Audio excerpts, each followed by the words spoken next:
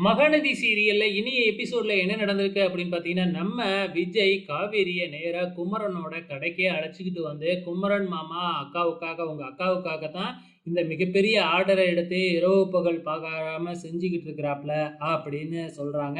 இப்பதான் காவேரிக்கே புரியுது, குமரன் மாமா ஏன் நைட்லாம் வராம எந்த வேலையுமே பார்க்காம இருக்கிறாரு அப்படின்னு சொல்லிட்டு.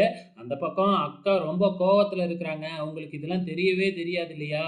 இதெல்லாம் எதுக்கு பண்றீங்க? அக்காவுக்குலாம் இதெல்லாம் விருப்பம் இல்லல்ல. நீங்க அக்கா கூட தானே இருக்கணும் அப்படிங்கிற மாதிரி சொல்லிக்கிட்டு இருக்கிறாங்க. கவலைப்படாத காவேரி, அவ்வளோதான் முடிஞ்சிடுச்சு அப்படின்னு நம்ம குமரனும் சொல்றாங்க. இங்க மறுநாள் காலையில வளையகாப்பு ஏற்பாடுலாம் நடந்துகிட்டு இருக்கு. ஸோ இன்னைக்கு தான் வளையகாப்பு. ஸோ நம்ம கங்காவுக்கு மேக்கப் போடுறதுக்கு ஆர்டிஸ்ட்லாம் வந்துட்டாங்க. ஸோ மேக்கப்பும் போட்டுக்கிட்டு இருக்கிறாங்க. நம்ம காவேரி கிட்ட மாமா வந்துட்டாரா? அப்படின்னு கேட்குறாங்க. இல்லக்கா, இந்தா வந்துருவாரு, வந்துருவாருன்னு காவேரி சொல்லிக்கிட்டு இருக்கிறாங்க. காவேரிக்கு மட்டும் இப்போ உண்மை தெரியும் இல்லையா? ஸோ குமரன் என்ன வேலை பார்த்துக்கிட்டு இருக்கிறாரு அப்படின்னு சொல்லிட்டு. ஆனாலும் இன்னும் வரலையே அப்படின்னு கங்கா ஒரு பக்கம் பயங்கர கோவத்துல இருக்கிறாங்க. இந்த பக்கம் வந்து பார்த்தீங்கன்னா, எல்லா வேலையும் நம்ம குமரன் முடிச்சுட்டாப்ல. இன்னும் ஒரு 10 ட்ரெஸ் மட்டும் தான் தைக்க வேண்டியது இருக்காட்டுக்கு. அத ஈவினிங்குள்ள குடுத்துர்றேன் அப்படின்னு சொல்றாப்ல. ஸோ ட்ரெஸ் ஆர்டர் குடுத்தவங்களும் அங்க வந்துர்றாங்க. ஆனா என்ன, அவங்க நீங்க அந்த 10 ட்ரெஸ் குடுத்த உடனே கையிலேயே அமௌண்ட் வாங்கிக்கப்பா அப்படின்னு சொல்றாங்க.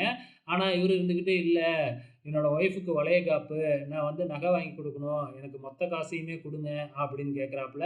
அது எப்படிப்பா ஆர்டரே கையில வாங்காம மொத்த காசையும் குடுக்க முடியும் அப்படின்னு சொல்றாப்ல.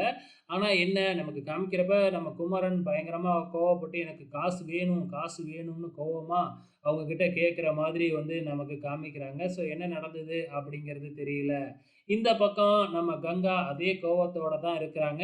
எல்லாருமே நம்ம குமரனுக்கு ஃபோன் பண்றாங்க.